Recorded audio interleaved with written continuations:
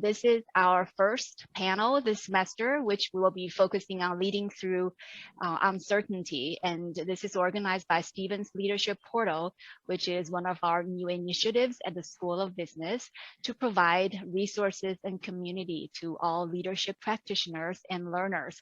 And we're especially focused on the intersection of leadership, technology, and inclusivity. My name is Wei Zheng. I'm Richard R. Rosset Chair Professor in Leadership, the co-founder of Stevens Leadership Portal, and I'll be very honored to be today's moderator. And today our first panel will be focusing on leading through uncertainty, especially making decisions under intense uncertainty during the pandemic. Lists today are three. First one is Molly Ketchum. She's a Senior Director of Strategic Planning and Operations at Accenture Federal Services. And our second panelist today is Anthony Scrifliano. He's a Senior Vice President and Chief Data Scientist at Dun & Bradstreet. And our third panelist is Kevin Nepview. He's the Vice President of Global Supply and Pfizer. So we have a wonderful panel today from mostly large organizations and how COVID has disrupted probably and has triggered and prompted all kinds of innovations and breakthroughs. And today we'll have a chance to hear. So without further ado, let's welcome our panelists. My first question is, what is your proudest achievement during the pandemic? You probably have a lot of achievements that you feel proud of. Could you share with us just one of them, and what kind of circumstances was it, and what kind of challenges and hurdles you have overcome to achieve those things? So Molly, would you like to get the conversation started? Sure. So thanks for having me today. So what was my proudest achievement during the pandemic? So you're right, there were a lot that we were particularly proud of in our organization. I was responsible for, our company made the decision to require vaccination of our employees. We thought that was the right thing to do for the country and for our people. And one of the challenges that we had with that was potential attrition. And what would that really mean to our workforce, and how would they react? And estimates from other companies was that you would lose 5 to 10% of your workforce. And as you can imagine with Accenture, that would be a significant impact on our business. And so I was responsible for the vaccine mandate and for all of return to office, which we can talk about later.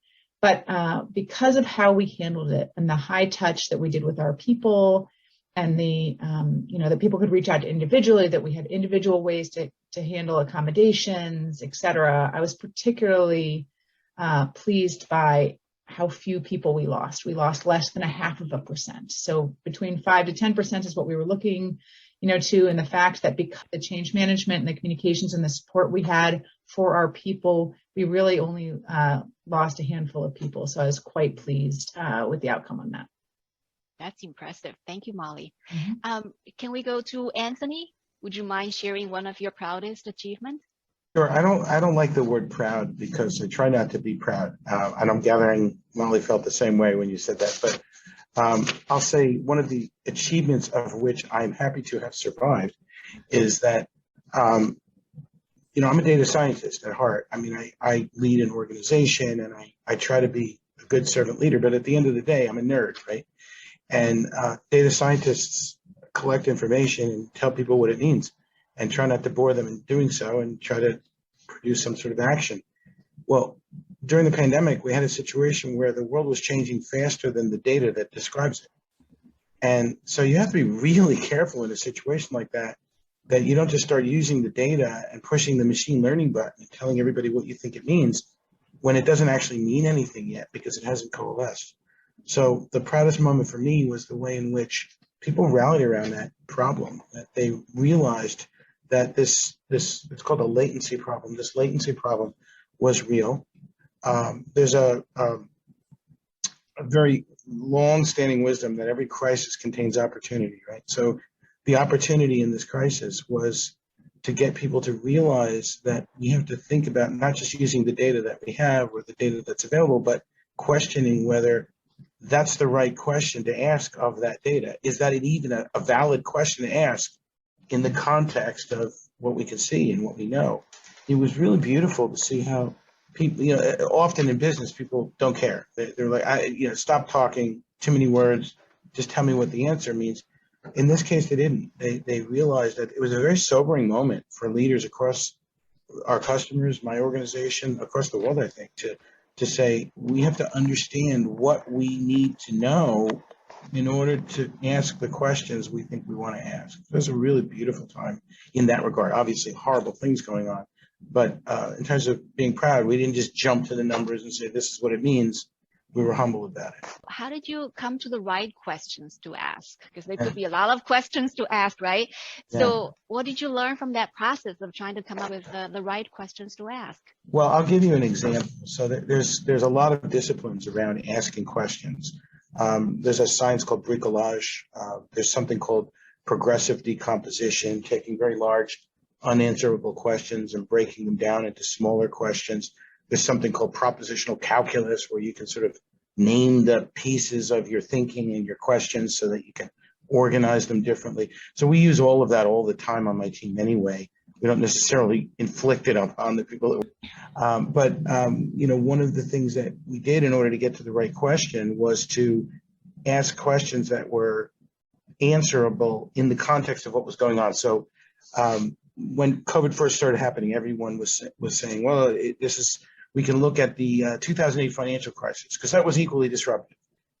And so my first question is, to what extent can we meaningfully compare those two frames? COVID wasn't something that happened at one time in one place all over the world. It was something that happened asymmetrically and traveled around the world. So it was very different. I use the analogy of like a ballroom dance. You can have ballroom dancers and they're all dancing beautifully, but then if they bump into each other, they have to change their dance. And sometimes when they change their dance, they have to bump into somebody else, not intentionally, but that happens. And so there's a technique for understanding how others' reactions to change have influenced the change that you experience. So we had to impose that on it. A lot of the questions start with, to what extent can we meaningfully observe blah in the context of blah, blah, right? So if you ask a question like that, to what extent can we meaningfully observe it? If that's your first question, you don't jump to the conclusion that you can do anything yet until you've proven that you can see what you think you can see in the data. It's frustrating, but it's a very powerful first question, because very often the answer is no, and you save yourself from answering a lot of other stupid questions that you had no right to ask in the first place. Interesting. Well, thank you. Thank you very much, Anthony, for the example. And we'll come back to it in terms of tools and methodologies of doing predictions and planning. But let's move on to Kevin. So Kevin, maybe you have a completely, so Pfizer has been in the forefront of vaccines in the public eye as well, and had a lot of really interesting stories and probably created a lot of the first in its history. So what about your experience? What is one of your proudest achievements, or one of the achievements that you think you and your team have made, that your decision-making contributed to it? Yeah, thank you, Wei. First, I work in the new product area and manufacturing at Pfizer. So I was part of the team that was responsible for basically developing and scaling up the Comirnaty vaccine. So it was quite an experience, quite an accelerated program. It normally takes probably 5 years to develop a vaccine, from identification through to regulatory approval and launch. And we started the development. Actually, I remember we started the development on St. Patrick's Day of 2020, when we agreed to collaborate with BioNTech, and we got approval in, I think, December of the same year. So we basically took a 5-year process and condensed it down to about 9 or 10 months, which a whole lot of innovations there, but also quite a lot of collaboration with within Pfizer, with BioNTech, with regulatory authorities, with governments, and so that was a very different experience than normal product development. Thank you, Kevin. So that's really... and failure is kind of not an option, right? So, Well, we had I think at one point we had committed a billion in investment between capital investment and, R&D investment before we got the first bit of clinical data back. So Yeah, I've never seen that happen. it was pretty amazing. Yes, and I also wanted to just stay here just a little bit. So Anthony talked about when there's not even data or enough data available, we try to find meaningful ways to observe the data and get into the best information possible. And Kevin, maybe in your situation, especially at the beginning of the development, if I understand correctly, you had two plants starting to do production-related preparation, one in Michigan, one in Belgium, and then on the other hand, the formulation is not settled yet. So it seems you have to jump into action while you have inadequate data. So how did you deal with that tension? How did you manage that? So we normally operate in a very sequential manner when we do drugs or when we make decisions. So like most big corporations, we have lots of different tiers of teams. So, typically a drug product or a drug development team will meet and they'll go through all the data in detail, and then they'll come up with some conclusions or recommendations, and they'll escalate that to the next level, and it goes up 3 or 4 levels, and then when decisions are made, they come back down. And it's a very efficient process because everybody participates at the level at which they need to participate. And there's always pre-reads that come out so you can look at all the data and develop your questions. So it's a very predictable and disciplined process, but it takes time. And we didn't have the time to do that, so we kind of bypassed all that, and we got, 30 people in a virtual room twice a week, including our CEO down to the scientists who were doing the development work in the labs or at the manufacturing plants. And we literally, shared the latest information because nobody could keep up with everything that was coming in. And then we, we debated where we needed to, and we made decisions. And so it was a very unique way of governance and decision making. We effectively collapsed several levels into, one somewhat chaotic, meeting, but it was effective. We were able to make the decisions. Another thing we did is normally we do things, as I said, in sequence. We did all this in parallel. We put 4 different mRNA constructs into the clinic at the same time. And as soon as we got data back on one of them that suggested that it was effective, we just went ahead and scaled that up and started producing large quantities of it without really even seeing normally we wait for a comparison between all of the, we do the program sequentially, we wait for a comparison, we pick the best one, we optimize it, and then we go again. So we just bypassed all that. Excellent. Thank you for sharing that backstory. Molly, can we come back to you a little bit? So you mentioned about this attrition or avoiding attrition problems and achieving a stable workforce. What kind of decisions went into it? What are some maybe 1 or 2 methods or tools or some learning that we can carry away to other organizations? Sure. Actually, you'd asked about what is, specific decision problems that we faced. And I thought about something other than just the vaccine mandate. So I think I will go there for you. So one of the things that would be applicable, not just after a vaccine mandate, right? So, but in general, with the uncertainty that we have around the pandemic, is around right sizing your space. So, how often are people going to go back into an office? What does that look like? Do we need the space that we have? And if so, if not, what do we do with all of our spaces? And as you can imagine, for Accenture, which we have, 650,000 employees, it is a significant question.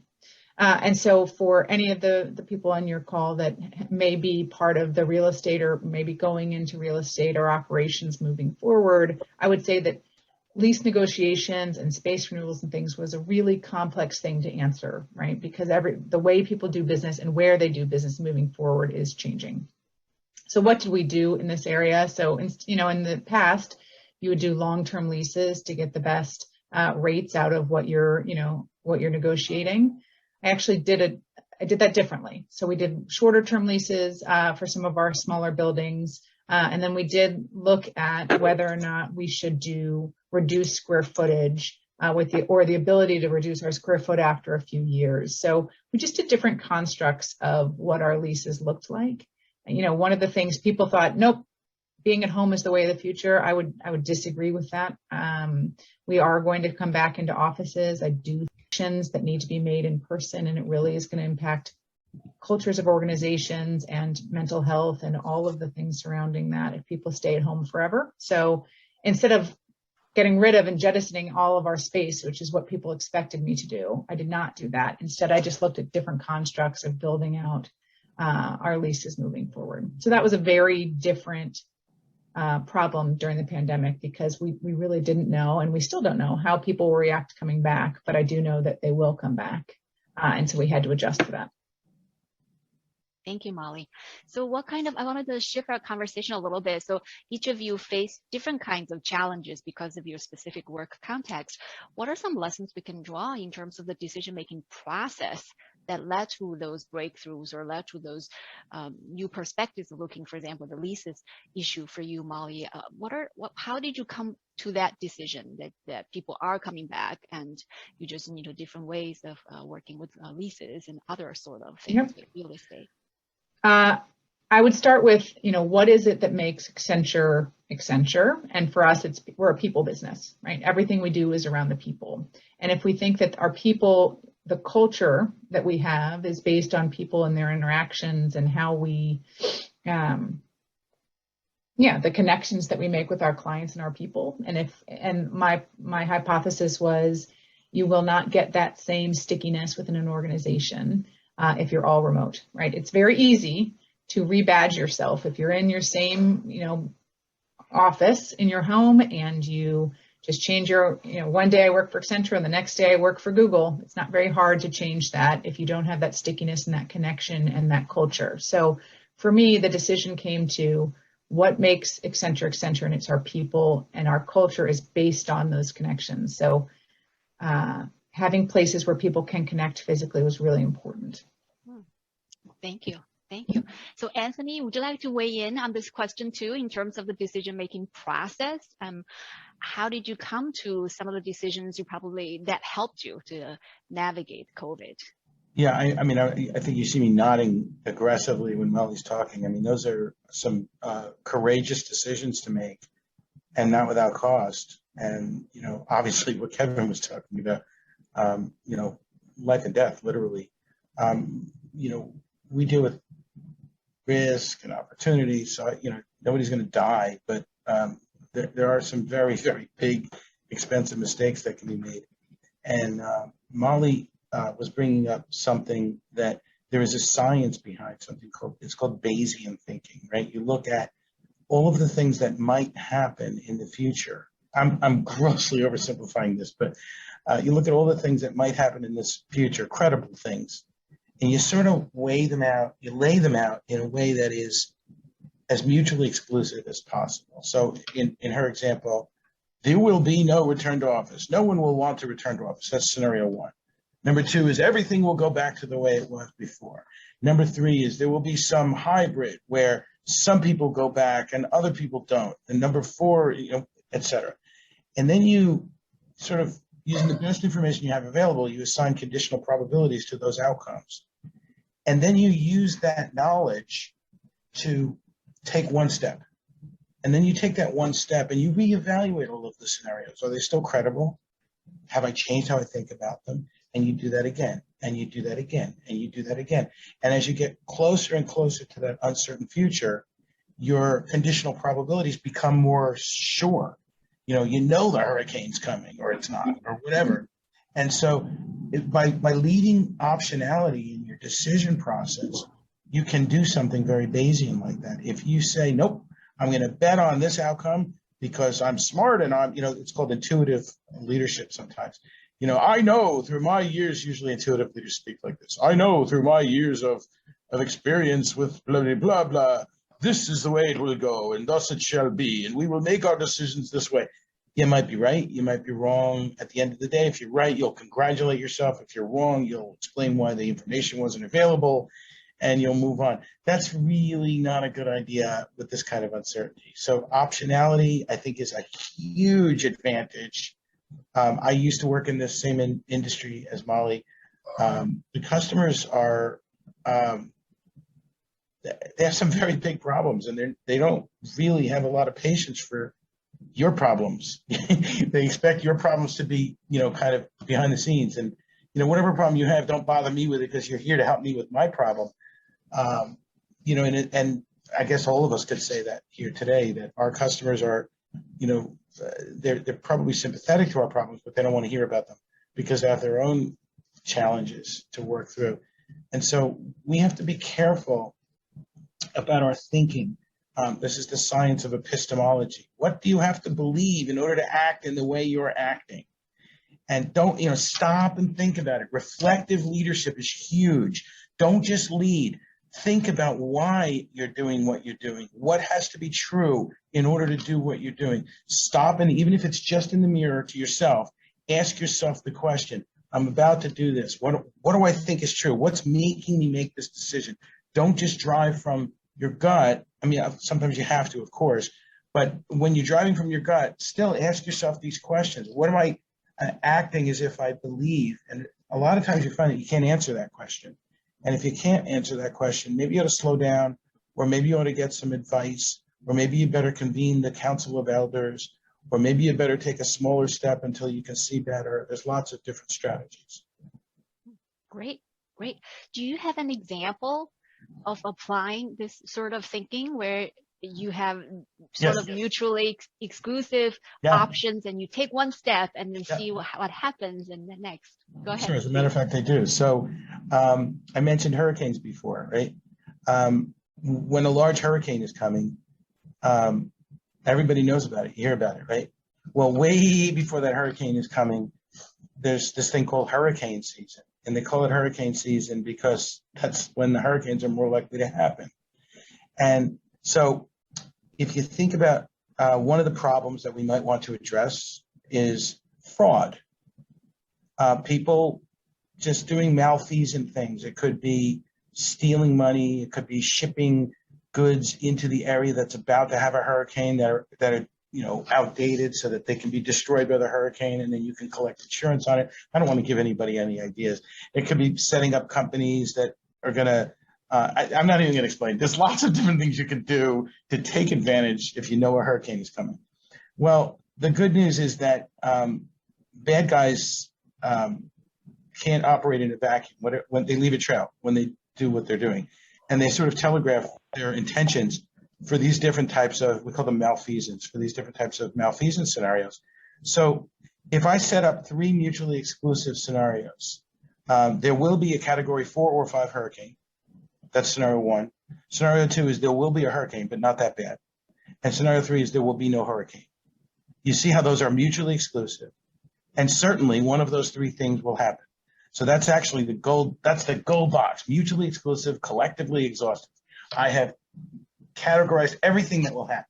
Now I sort of assign, with all the data I have, I'm not predicting the weather, I'm predicting the fraud, right? So I look at, as it gets closer and closer to whether or not that hurricane is going to happen, I should see certain types of anomalies in the behavior. Wherever there's more money, there's more fraud, right? So if it's looking more and more like there's going to be a very bad hurricane, there's going to be more and more bad guys getting ready to take advantage of that. And when they move, I can see them. Right? So I look for the anomalies that they produce in the data, and I have all kinds of techniques for doing that. If it seems like it's less likely there's going to be fraud, they are more likely to be more dormant. And so I use different tools to look for them because they're not moving that much. If it looks like nothing's going to happen, they're probably going to do nothing, and maybe I should spend my time on something else. So as I get closer and closer to that scenario with my objective of catching bad guys, I can change my actions based on the conditional probabilities, and I know what to look for based on how I know bad guys tend to behave. Does that make sense? Yes, wonderful. Thank you, Anthony.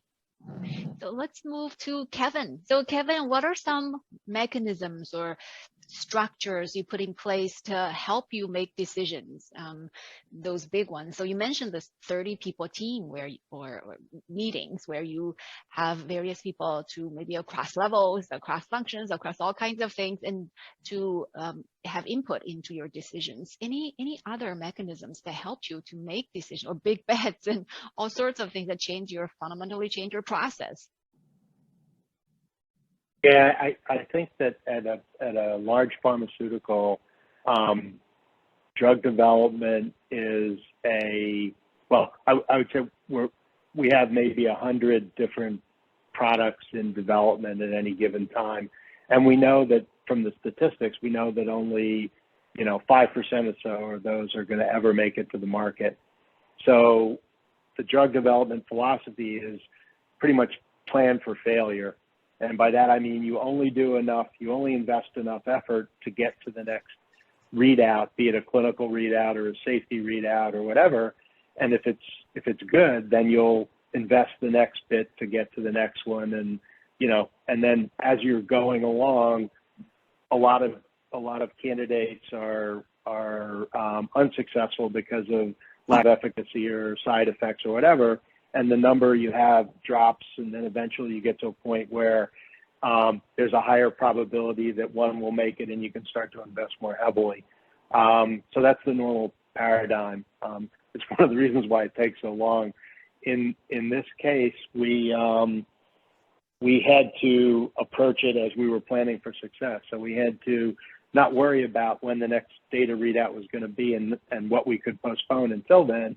We had to do everything that we could to move it forward.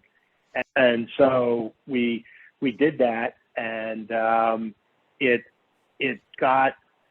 didn't really know exactly how to do that. We weren't used to it. And so I remember we had one discussion where somebody said, I'm not comfortable with that, being asked to do things more rapidly or do more than they would normally do. And again, I'll go back to our CEO because he pushed us harder than we'd ever been pushed before.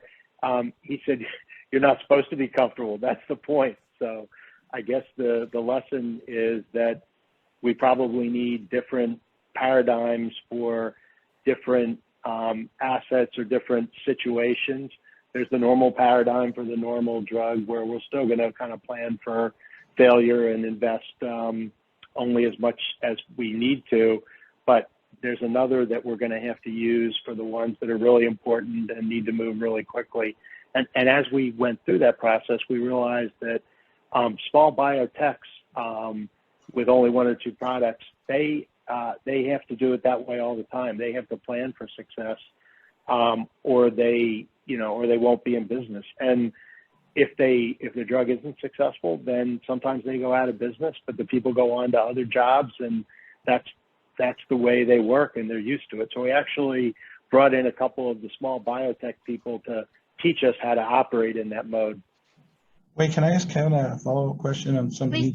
Please do. So I'm thinking about that scene in Apollo 13, the movie, and in real life, where they realized that they were going to have to come together and figure out how to get these guys home using the equipment that was in space in a way that it wasn't designed to be used.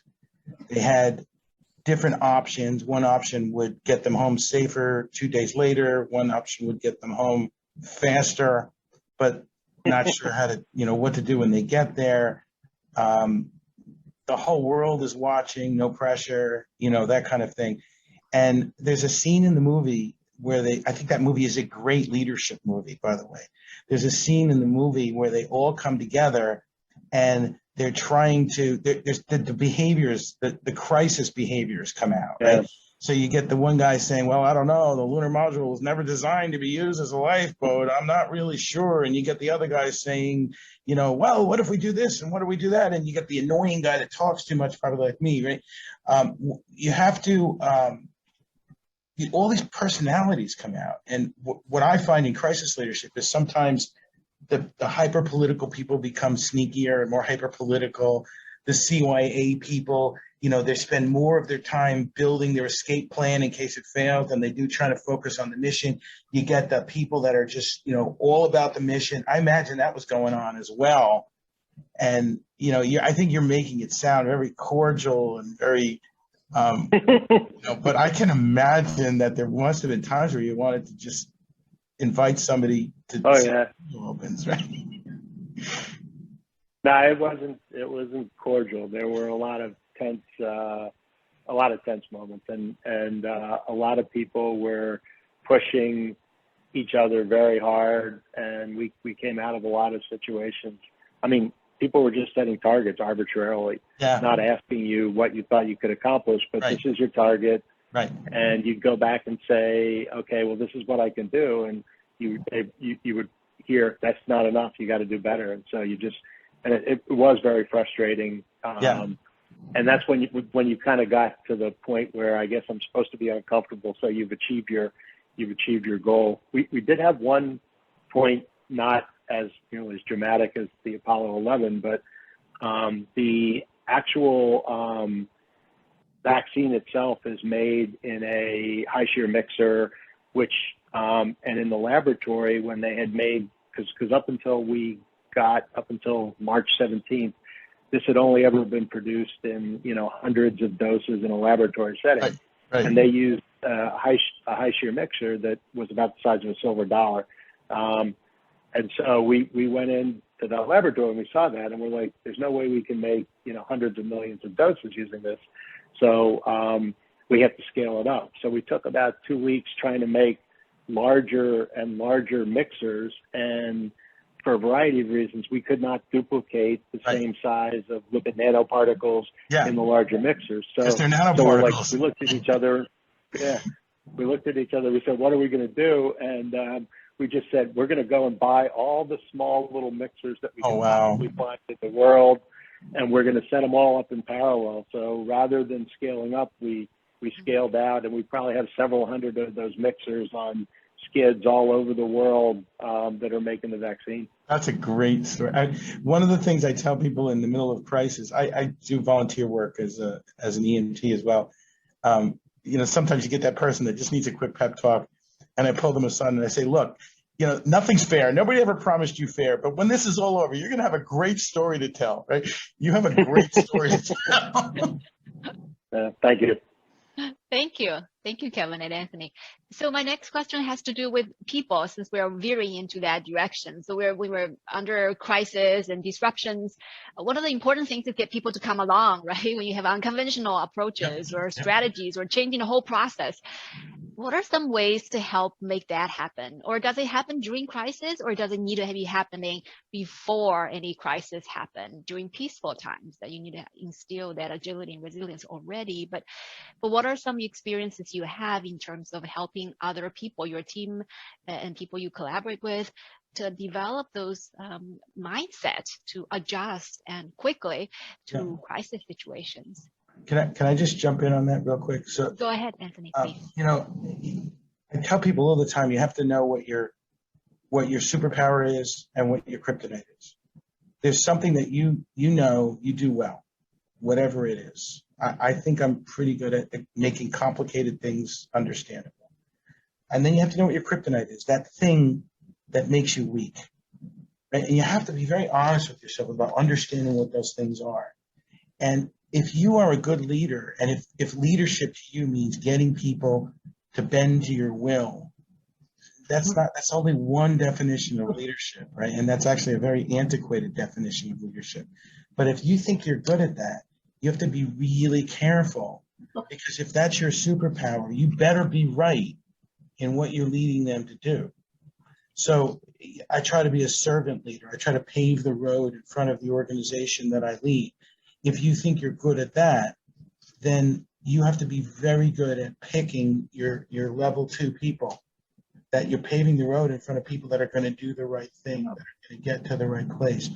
Whatever it is that you choose to do, I think the first principle of leadership is seek first to understand yourself, understand the organization you're trying to lead, understand what you think success means, not about this particular problem you're facing, but in general, how do you look at it? There are parts of the world where success is viewed as, doing the right thing for your children's children. There are other parts of the world where success is surviving the next quarter. Well, you get those two people in the same room, they want opposite things. They're not pushing the same rock up the same hill. Neither one of them is right or wrong. They have a different frame of what they understand. So just trying to understand, having that humility to say, what's my superpower? What's my kryptonite? How do I see the world? How do they see the world? If you can get all that right before the crisis happens, you're going to be way better off than going in and trying to lead people and bend them to your will, because you could be right and dead, and you could be wrong and successful, and neither of those is a good outcome. Wonderful perspective, Anthony. Thank you for sharing that. Are there specific routines you follow in order to do that, to understand ourselves and understand other people? Are there things, specific routines or methods you use to accomplish those goals? Yeah, I don't want to take up all the airtime here, but one thing I would say is that there are questions I always ask. What do we have to believe? Right? What has to be true? Another question I ask a lot is, help me understand. If somebody says something absolutely, I'm going to use judgmental terms for a second to make it more, hyperbolic. Somebody says something really moronic. I think we need to, and then they say something absolutely absurd. Instead of saying, that's the dumbest thing I've ever heard, I'll say, well, help me understand how this is going to work out. What I think you're saying is, and then I repeat the absolutely ridiculous thing they just said without any sarcasm. And sometimes when they hear it, they say, well, that's not really what I mean. And then they'll change it, right? So that helped me understand. And it's a great consulting trick. I see Molly. Yeah, we use that all the time. All the time, right? Help me understand. If you hear a consultant say, help me understand, they're really saying you're wrong, but they're saying it in a nice way. But it's really, if you say help me understand and you mean it and you're not using it as a weapon, it can be very effective. What has to be true is another one that's really good. What have we forgotten to ask is a great question, right? How would we know if we were done? How would we know? Some people say, how do we define success? But that's a little bit, saccharine, I think. But how would we know if we were done here?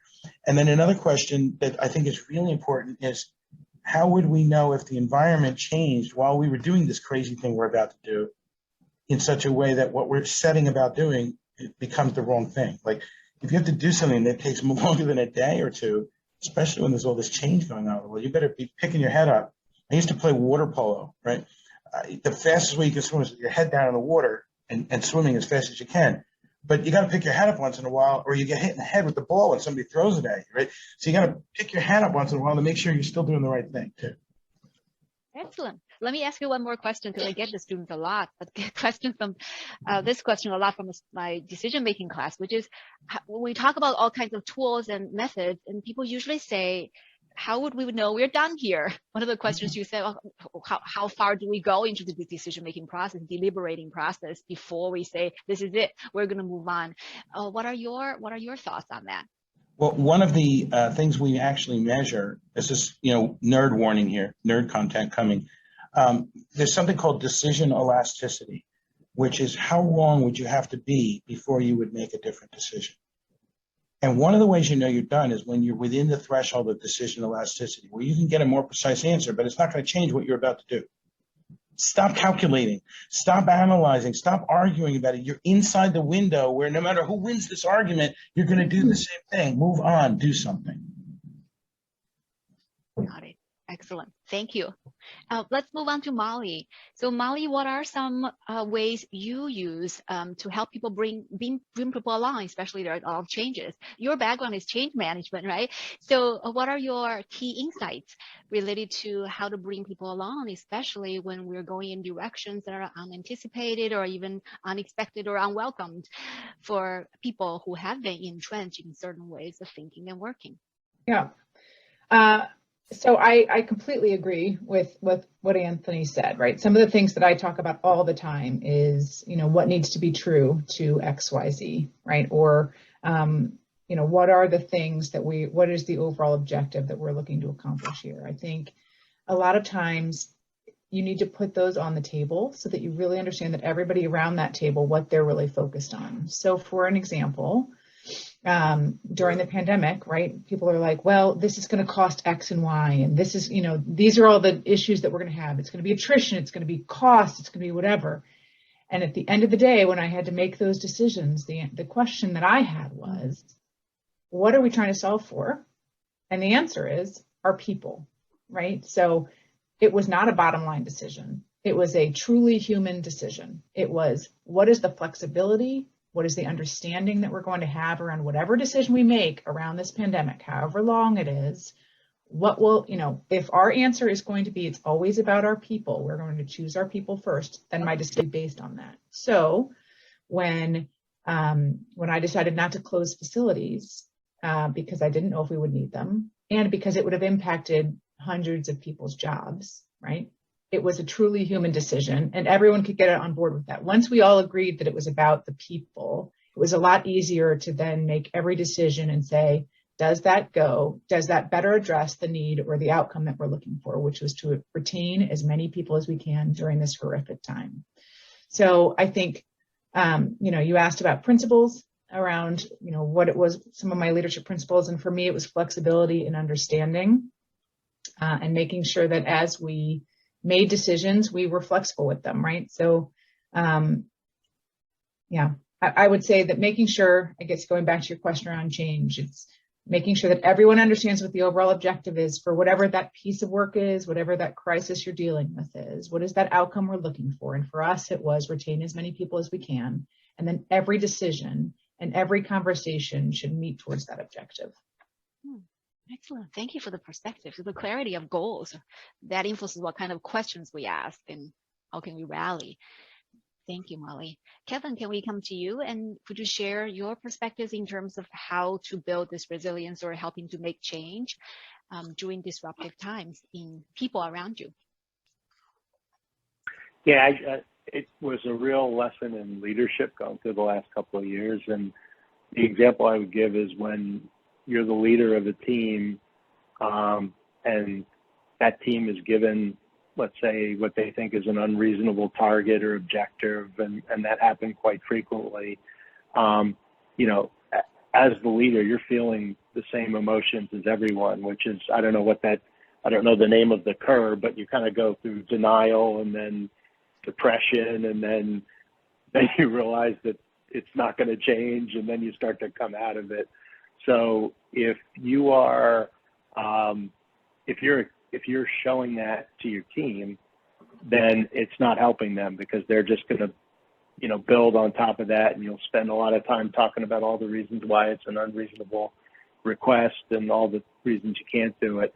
If you as the leader can get yourself through that curve very quickly and be positive and say, and there were a lot of times when I would open a discussion saying, this is what we need to do, and I don't know how we're going to get there, but I have confidence in all of you, and let's talk not about why it won't work, but about what we can do to to achieve that. And it stimulates a lot more innovation than you would normally see. That, and the fact that we're willing to spend money on crazy ideas was kind of a helpful environment. But I learned a lot about how to lead and it depends on the attitude of the leader as to how the team is going to perform.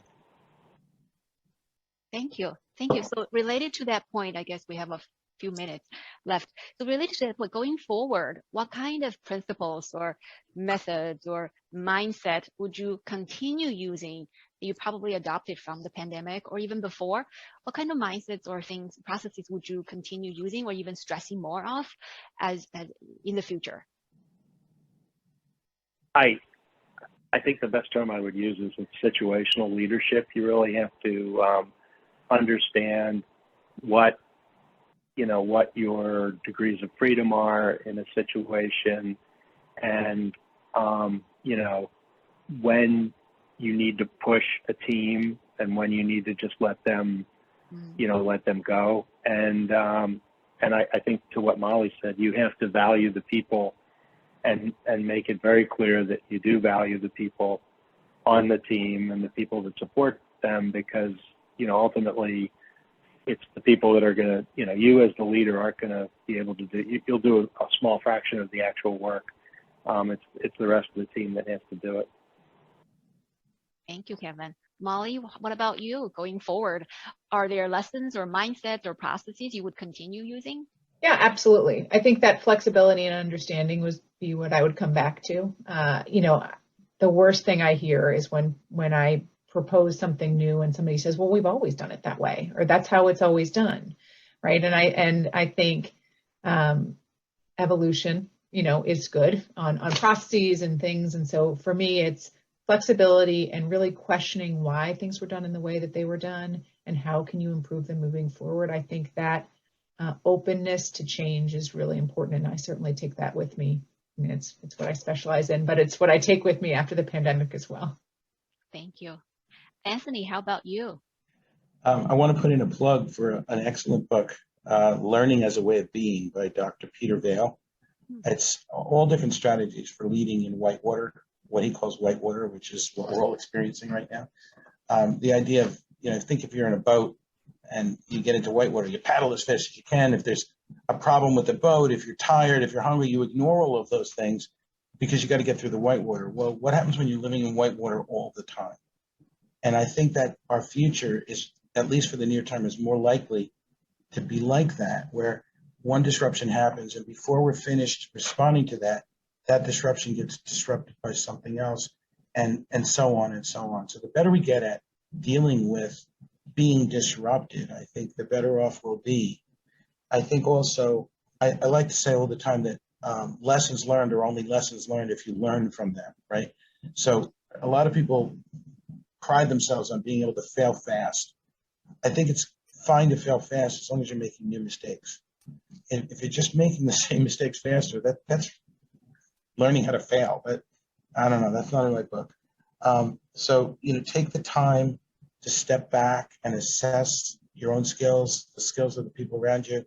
Take time, even in whitewater, to study how things might be changing so that the strategy you set out on may no longer be the right one. Contained in what Kevin and Molly both just said was tremendous strength and humility at the same time. We have to be humble here. None of us are good enough to do all of this ourselves. Nobody is that good. And so the more you can get used to getting, attending a session like this is, I'm sure all of us speakers would say the same thing. We learn more than we expect, and it's a beautiful thing, right? So I'm going to leave you with one last thing. I try to, this is going to sound so corny, but it's really true. I try to teach something and learn something every day. If you're only teaching, you'll probably be becoming slowly irrelevant, right? Because you have to learn too. And if you're only learning, you're probably being selfish. So you got to do a little bit of both every day. And it's a good day when you can do that. Oh, excellent. That's profound. So I love the saying of comparing, or the analogy that we're living in white water. And I love the idea of learning as a way of being. And that is what's keeping us flexible and open and having clarity on our goals, and which can guide us in times of crisis. Well, thank you so much for your time. I really appreciate it.